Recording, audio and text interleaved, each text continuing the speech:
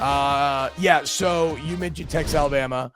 Lane Kiffin and Ole Miss, very confident, trying to go in to Alabama and get the win, make it 2 losses in a row to Saban, to former assistants at home. And for about a half, Aaron, it looked like maybe it was going to happen. An incredibly sloppy first half, really, for both teams. Yeah. But especially Alabama.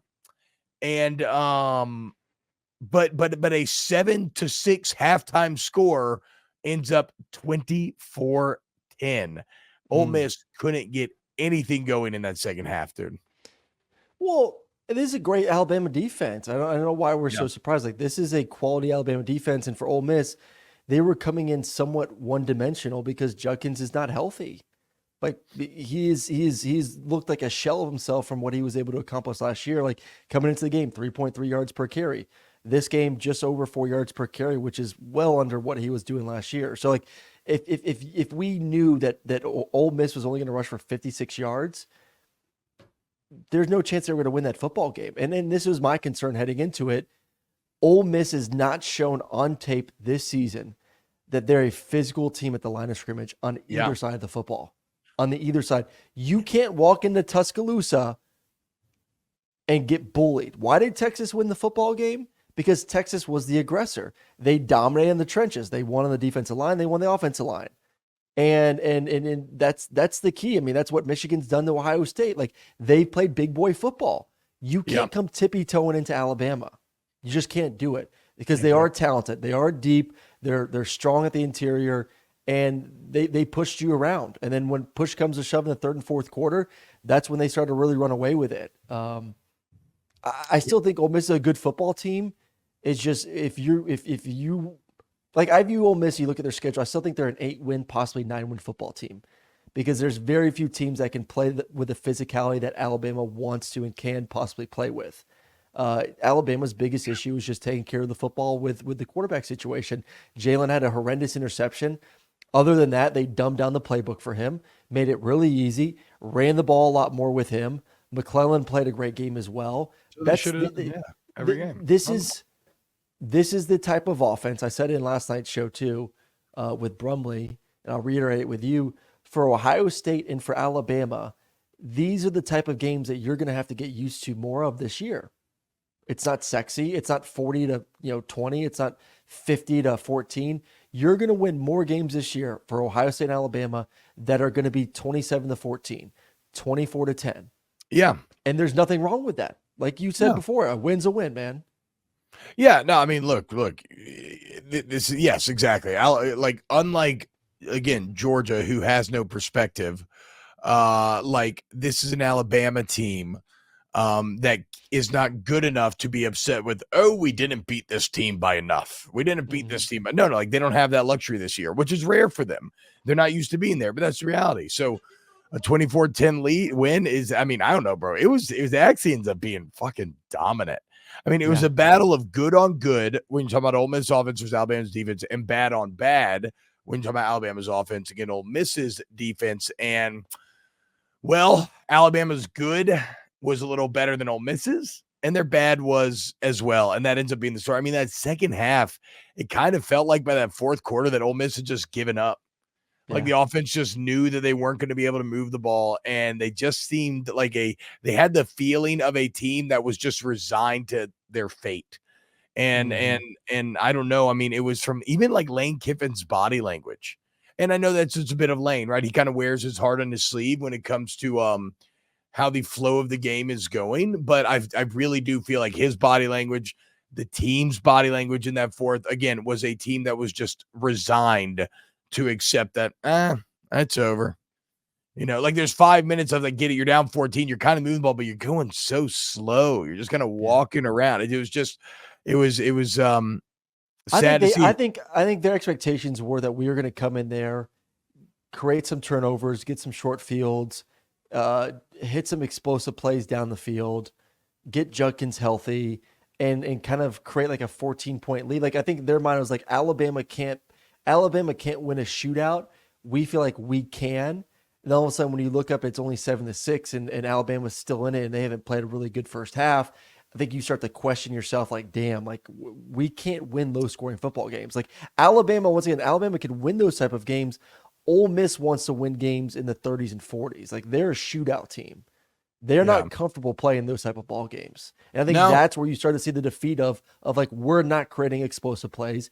We're not running the ball effectively. We're not getting the turnovers we thought we were going to consistently get with Jalen Milroe at quarterback besides the one interception.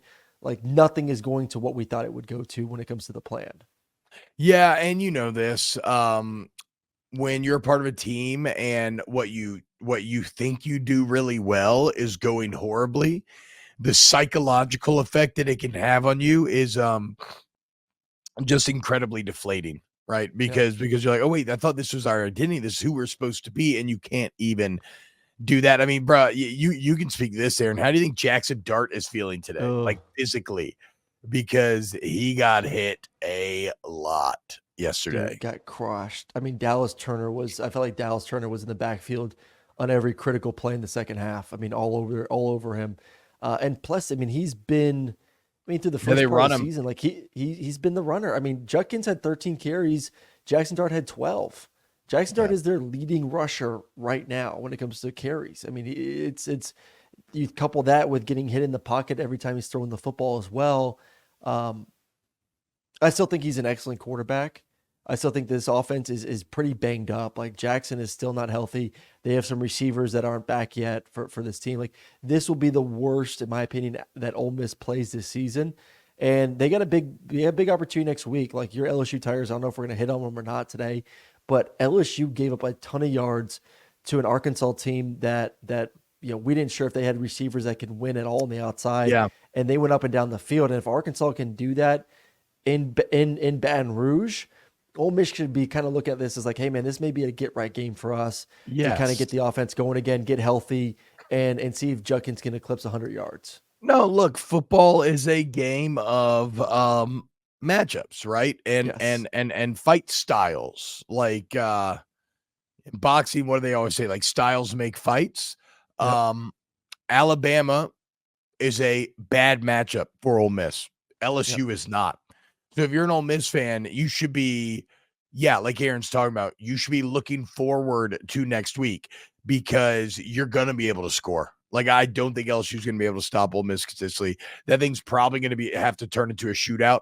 And I don't know if it's like a who has the ball last situation, but I would not expect Ole Miss to come out and lay an offensive egg like they did yesterday. I'd still take Alabama. I would take Jaden in that offense in any matchup. If there's a shootout right now, I don't know if there's a better offense to go into a shootout with than LSU at the moment. Like when they get rolling, because in a shootout, I mean, both teams are rolling. Like LSU has shown us for 3 straight weeks now, when it is clicking, it's unstoppable. I had them 3 weeks ago. Was it 2 or 3 weeks ago? Whenever I had them, Grambling versus Grambling, they scored every possession. Last week, they almost scored every possession. Second half yesterday, I feel like they scored on almost every possession. No, they're I can't remember the exact stat. But it was basically like 6 of 7 or something like that. Like, credit KJ Jefferson. I mean, whatever. We're not going to talk about that game, but KJ Jefferson was awesome yesterday.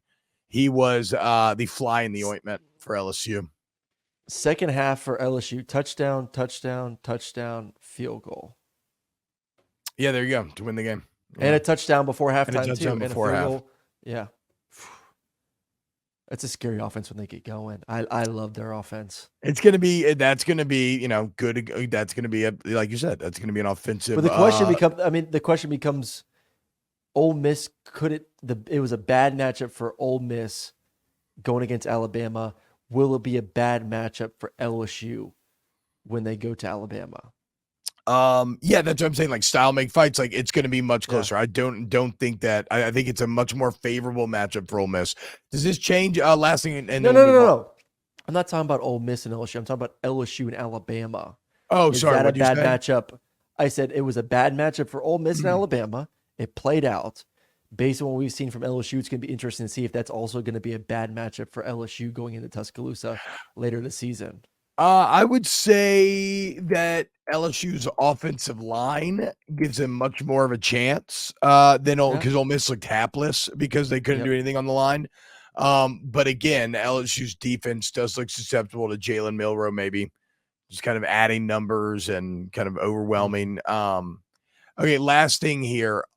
Did this change how you feel about Alabama at all? I mean, it's good. It's a really good win, but like, I don't know. Alabama's still maybe the best in the West. We'll have to wait and see, but definitely not like maybe nothing overwhelming still. I don't come away from this game and be like, oh my God, they're so good. No, I don't. I don't walk away from this game saying like, "Oh my God, Alabama has a chance to win a national championship." No. I do walk away from this game saying that you look at the rest of the West. I think it's more indicative of what the West is right now than necessarily how I feel about Alabama. Because like you look at their schedule, Mississippi State's not a good football team. A&M, did not look great versus Auburn yesterday. Arkansas, I still don't think is a great football team. Tennessee's not great. Kentucky it's really struggled this year. And then at the end of the season at Auburn, like the only game to me that's on their schedule that I'm concerned right now is the game versus LSU, and you get them at home. So like, can they win the West? Yeah. I don't think they will. I still think LSU comes out victorious in that football game and ends up facing Georgia in the SEC Championship game. But I will say this, like the win yesterday does not at all, while it may make me think that there's more of a possibility of them getting to Atlanta, does not make me feel like this is a national championship team at all this season. They're not. Yeah, I agree.